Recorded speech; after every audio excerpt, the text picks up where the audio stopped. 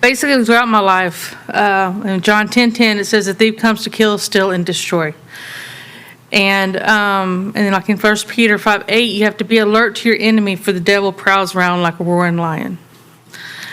But it comes down to, though, in Isaiah 54:10, no weapon forged against us will prosper or prevail. Doesn't say we won't get hurt, doesn't say we won't get harmed, but it won't not prosper. And I looked up the word forged, and it says to be formed by pressing or hammering within or without heat. So there's a lot of pressure. And God uses that to form us. So with that said, in my testimony, back in, let's see, in May of 98, also an example of desperateness equals idiocy.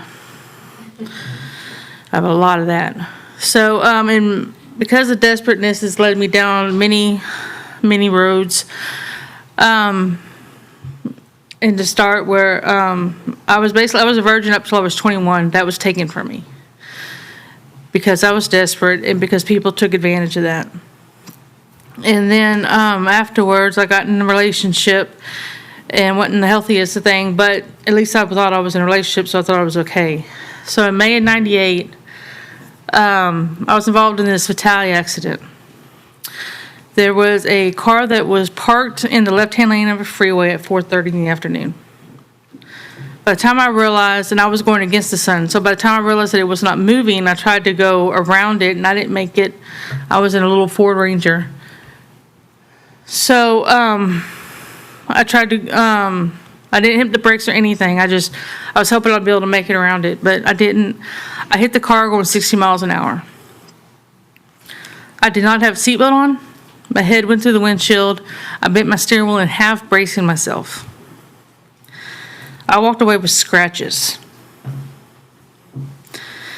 So, but it killed a 13-year-old and an 18-year-old in the car that I hit. Sorry, emotions are all over the place lately.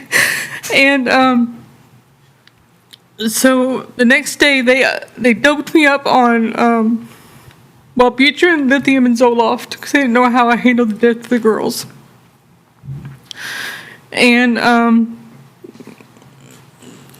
mentally I wasn't there because I was so drugged and numb.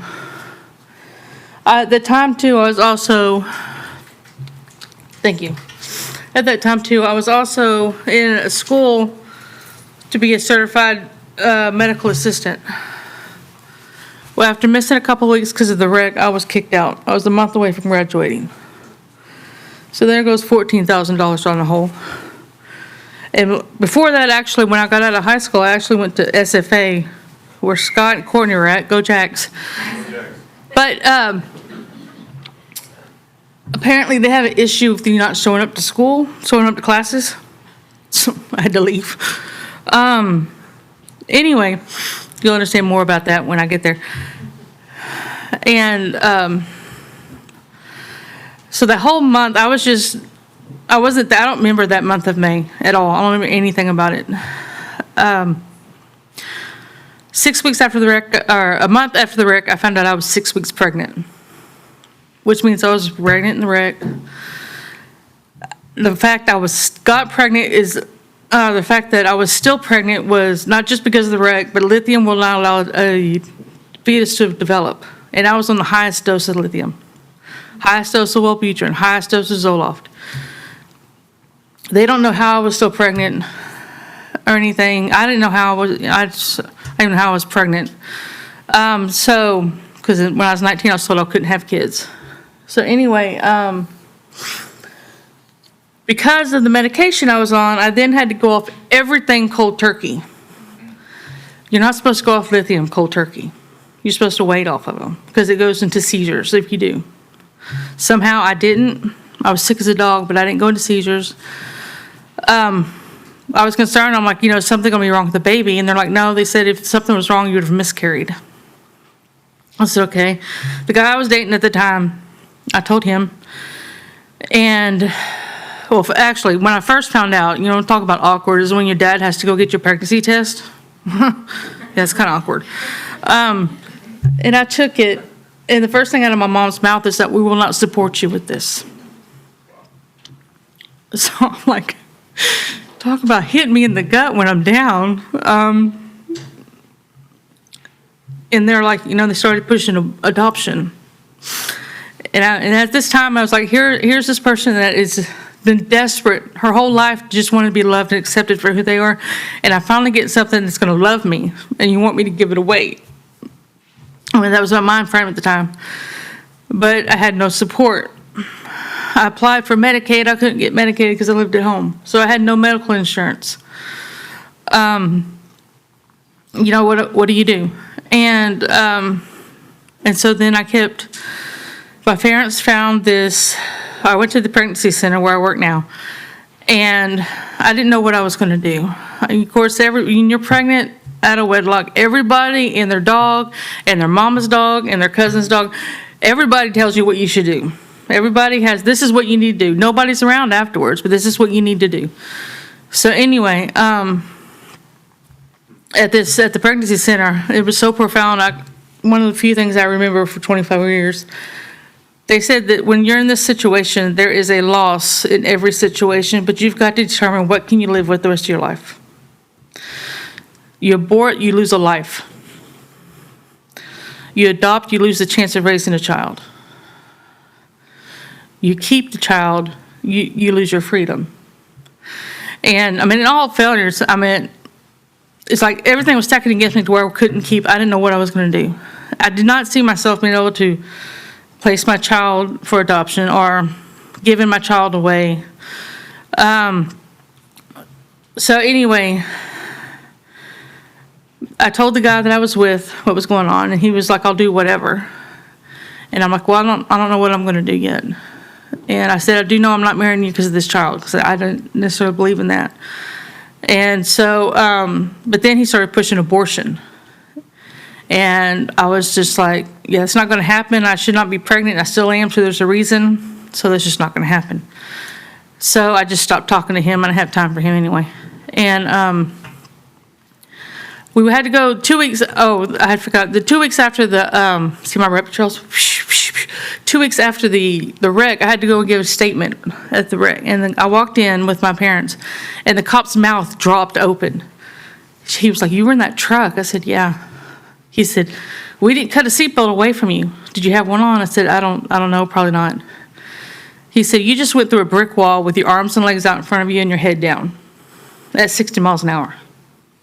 That's the equivalence of what you walked away from. He said, I don't even know how that happened except somebody was watching over you. He said, you should have broken both arms in half, if at least dislocated at the shoulders. You should have broken your hand. You should have broken your neck. You should have broken your face because everything hit on the front forehead. And he's like, that's what you walked away from. Literally the only thing I had shown that I was in a wreck is I had hair ripped out of my scalp. That was it. So at the time, I couldn't. It was like, okay. I was angry with God because I'm like, why did you take them and not me? They still had a life to live. So anyway, my parents found Mercy Ministries, which is where I went to. It was a home for girls and unplanned pregnancies. And I went there to determine what I was going to do and get a lot of healing, which I did. And while I was there, and I was trying to decide what to do. And of course, they don't push you on any subject. They let you decide. So I just kept praying and praying and praying. And I'm like, God, what do I do with this? I don't know what to do. I said, and I would try to figure things out. I would try to line things up. And without fail, it was always closing the door with me keeping the baby. So it came time around 4 months pregnant, and they checked the baby. Everything was fine. Somehow, his heart was perfect. Baby was strong and healthy. So, and I was just like, I don't know what. I'm like, God, you're going to have to do something. I want to do, and then my spirit kept coming back to the adoption. And I was just like, you know what, God? I said, this is what you want me to do. You do it. I'm hands off. Yeah, challenge God. Let me know how that works out for you. And so anyway, I told him, I said, all right. I said, I guess I don't have to do adoption. I don't have any other choice. And And they're like, okay, well, you make a list of what you think ideal parents are, right? So I had the Brady Bunch down here, and I had all this. I had a page and a half of legal paper. Every line was filled with what I thought a parent should do, what a parent should be. And they're like, okay, well, you might get 5. I said, nope, this is not met. I'm not doing it. So there you go, God. Just beat me. So, yeah, that worked out nicely. Anyway, I started going through these profiles, and because they give you profiles, and it's a list of the parents' backgrounds, what they do, their beliefs, everything else. And Jim and Susan were actually in the first stack I got. I went through 100 profiles. And so I'd go through them, and I'd get one, and I'd put it aside if I liked it, and I thought about it. And I kept coming back to Jim and Susan, and I kept praying about it. I'm like, well, I can get out of this. So I'd fine-tooth, like needle in a haystack. Look, okay, she is like 5'5" and weighs 100 pounds. She can't carry a baby in a carrier, so we're just not doing that. Anything I could do to get out of this. And God just kept putting on me, and then I would try to, again, well, what if I do this? What if I do that? And I got to where, just thinking about it, it literally caused where I could not breathe. I was so stressed. And I'm like, how am I going to do this with a real child? I'm going to have so much admiration for single moms because I don't know how they do it. I have a kid with a husband. I still don't know how they do it. And we need more people in the house to help take care of her. So, I'm baffled. Anyway, and I decided this. I was firmly planted, and then out of nowhere, my mom's like, "We'll help you," and I'm just like, "No, that ship has sailed." I said, "This is not. I can't." I said, "I've already made a decision," and I first got to talk to them in November of '98, and I was like, "Congratulations, you're getting a boy," and they're like, "Well, we're going to make sure you're okay. We're adopting another baby at the same time." Or they're another little girl. And I said, okay. I said, well, as long as you can promise that he's not going to be deprived. They're like, no, we can do it. I said, all right. And they're like, well, by chance, because I called a week after the other birth mother, by chance, when is the baby due? And I told her we were 2 weeks apart in due dates. Both kids were 10 days apart. Both kids were 2 weeks late. They were born 10 days apart. They got them at the same time. So they were raising twins, which is unheard of because I think you have to wait like a 6-month waiting period between babies. But somehow they got at the same time, and they favored each other. It's crazy. So anyway, and of course I had a boy, and like you see that meme on Facebook that the son is the mother made over. It is true. He's just me, just hairier. I really feel bad for Susan. But anyway, so it came time for that. I was in horrific labor. I was in labor for 32 hours. I was at a state hospital, and I was I had lost all the fluid in my sac, but they said it was just bladder fluid. And thankfully, I had another appointment the next day, and they realized there was only a pocket of fluid left for a 9-pound baby. So even though I was 2 weeks late, I had no signs of going into labor, they decided to start labor instead of do a cesarean, which put me into 32 hours of labor. At the end of it, I couldn't do nothing. I had to have 2 people come in with one nurse was twice the size of Coach, maybe close to Warren's size, and the other one was like Renee's size, so I'm not sure what she was supposed to do. But they got on top of me to push him out. And they did, after he got stuck in the birth canal for 4 hours. He came out, he was strong, he was mad, but he was good. It took me 6 months to recover from natural labor. And anyway, I got the next day, and I was in my hospital room, and I was like, well, where's my baby? And they're like, oh, well, you're running a fever. And because I lost so much blood, they had me hooked up and stuff. So I'm like, okay. I said, I want to see the baby. They said, well, you can go look at it through the window. Because by this time, everybody knew I was placing the baby for adoption. So they wouldn't let me see him. I could only look at him through the window. They wouldn't let me hold him. They wouldn't let me touch him. For some reason, they thought I had the ability to run out the hospital with him, which I could barely walk. But it took Mercy's director of Mercy Ministries to call the hospital and say that is my child. She gets her child. Like, oh, well, just place an adoption. It doesn't matter. That's her child. So they finally brought it to me. I mean, I had social workers come up. You don't need to be seeing the baby. You don't need this and that if you're doing this. I'm like, whose baby is it? It's mine. Whose choice is this? It's mine. And it's like, and after that, it's like nurses wouldn't come around check on me. I had to call to get assistance. It was discrimination. It's just unbelievable. So anyway, I got him with me for the first 3 days in the hospital, and I took care of him. Those were my days. Jim and Susan did come down, and they had said they ordered flowers, but labor took so long they died. So they gave me my time, and it came time to be discharged. So Will went to a foster family that's set up through Mercy, and that's where Jim and Susan were staying. And then I went with my parents. We went to a hotel for that night. And because that next day I had set up a service where we were dedicating him to God, and he's going to be placed where he needs to go. It was my way of being able to spiritually release him. So I did. And it was the first time Mercy's done that. And then I hear now they do it all the time, which is like, woohoo, go me. Anyway, it was the first time I met Jim and Susan in person. Jim and I are a lot alike. We have a lot of background. Like, I was a football trainer in high school. He was too, and so we had a lot of common interests. You know, he was a Methodist. I was raised Methodist. You know, all this stuff. And it took a while for Susan to come around, but I found out why later. So anyway, that day at the hotel, I got up, and all of a sudden I realized I can't do this. I can't. God, I can't do this.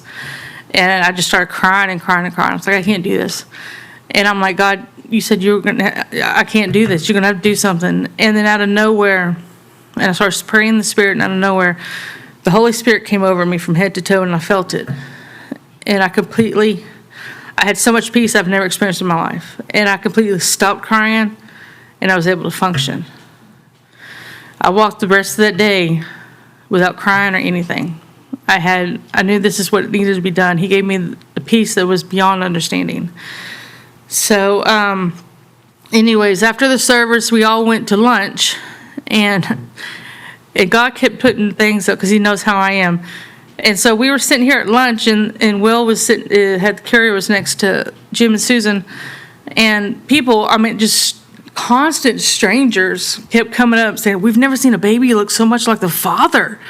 And we're all just looking at each other, and I really think it was a receding hairline. But anyway, it was just constant. It was just, and I'm just like 20, 25 people just kept coming by and saying this. And I'm like, okay, God, I get it.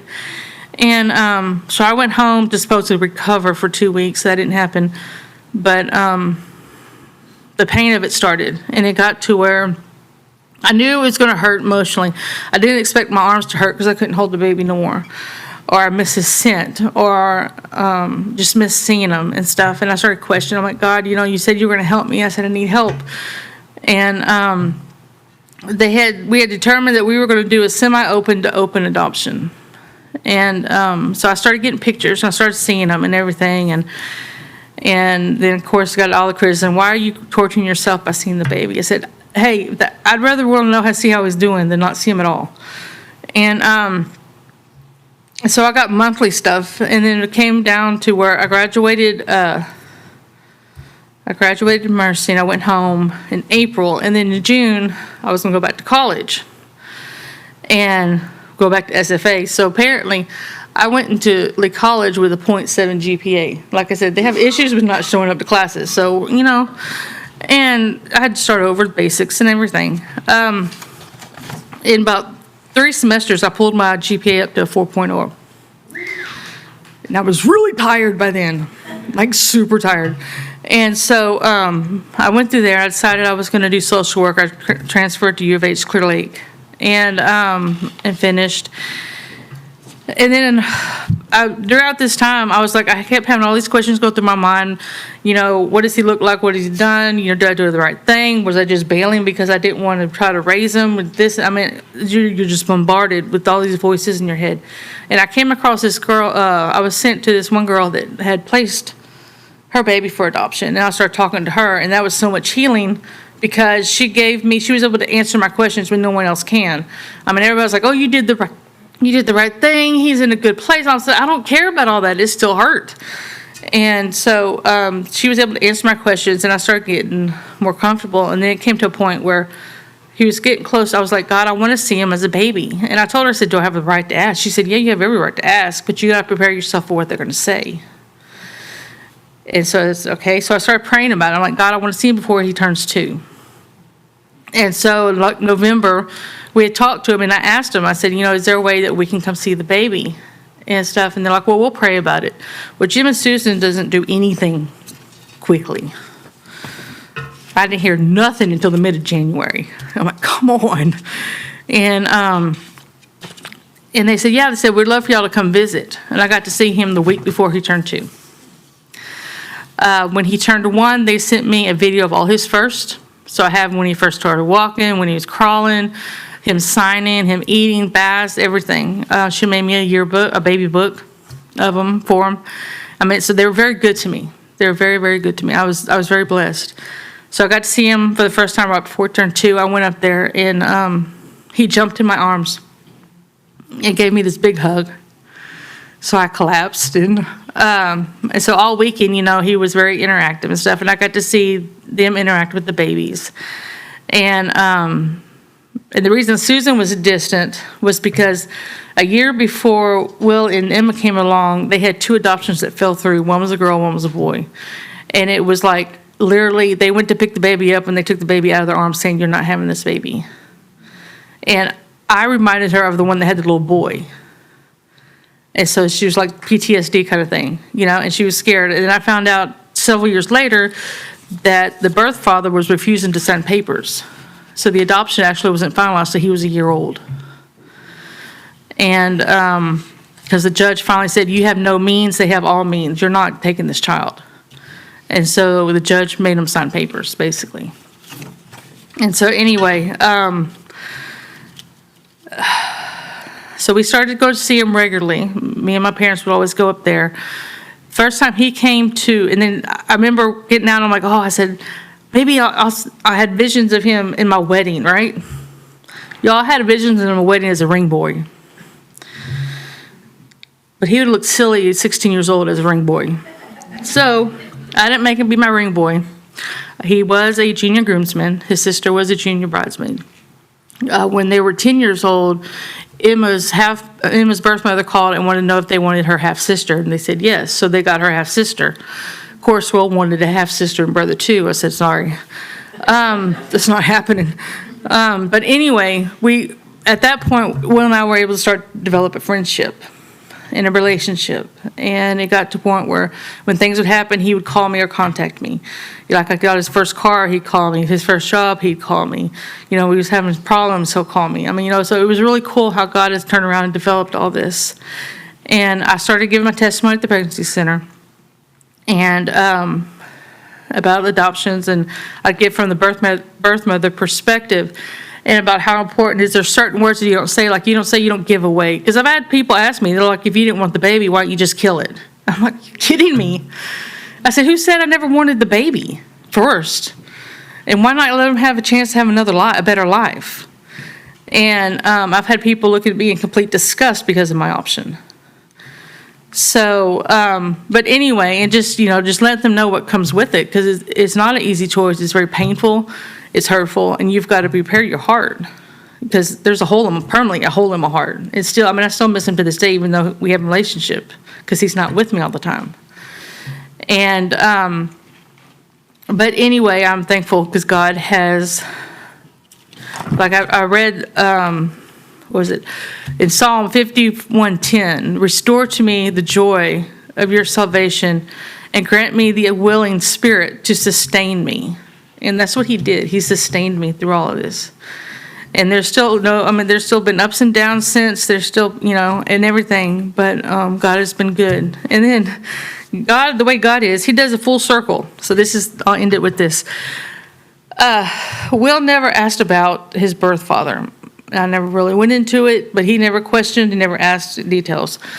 So anyway, I saw one day that on Facebook he had he had befriended the birth father. And I said, you do know that's your birth father? He said, I thought so. And I said, okay. Because thank God Will took after my side of the family. Anyway,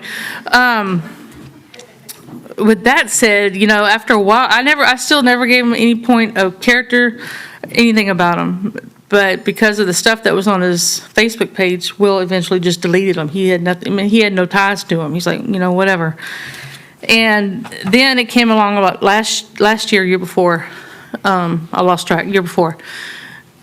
Will started. God started putting Will with his birth father on his heart again.